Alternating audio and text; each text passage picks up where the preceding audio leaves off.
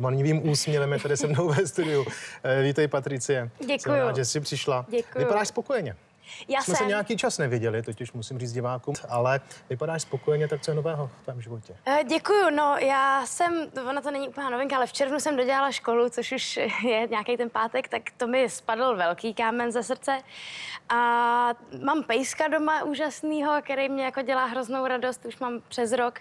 A tak jako Vořech. Čistokrevnej pouliční Ty jsou Vořech. nejlepší, nejvěrnější. Jsou skvělí. Pejska máš, přítel máš taky doma, nebo? Přítel mám taky doma, no. A taky. Všechno v pořádku, všechno funguje. Ano, všechno funguje. Ty se nechceš svět, když jsi říkala, to znamená konec studií, pejsek, přítel. Si tě pamatuju ze seriálu a vlastně i když jsme se potkávali jako Tmavovlásku, teď je to Blond.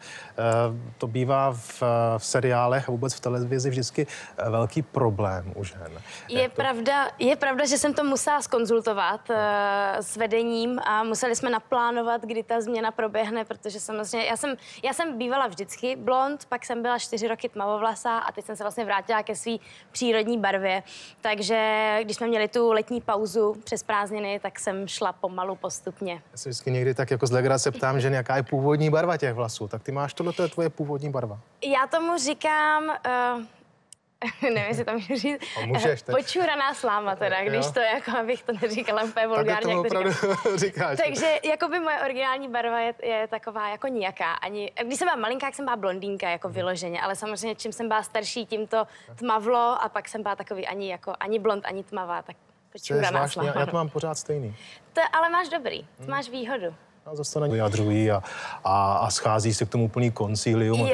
Ty to řeší kameramani, to řeší. Ne, já se přiznám, že já se jako, co se týče módy a takovýchhle věcí, tak já absolutně nesleduju jako nic. Vizážistů jsem asi nikdy žádnýho nepotkala. Takže já jsem jenom se svojí kadeřnicí jsme to probírali, tak jakože já jsem říkala, aby to vypadalo přirozeně. A to si myslím, že se podařilo, takže... To vyřečí naši pochvalu, to určitě ano. Vyřídím, to na rána uslyší. Já jsem se tě tady ptal na tvé soukromí, na tvůj vztah. Moc jsem toho z tebe nedostal, nebudu tě tím trápit, ale velkým tématem ulice jsou samozřejmě vztahy, nebo vztah Terezy a ženatého Romana. Jak to s nimi vypadá teď? No, včera jsem točila s Lukášem Juzou, který Romana hraje. My máme 2měsíční náskok, takže točíme nějaký konec března.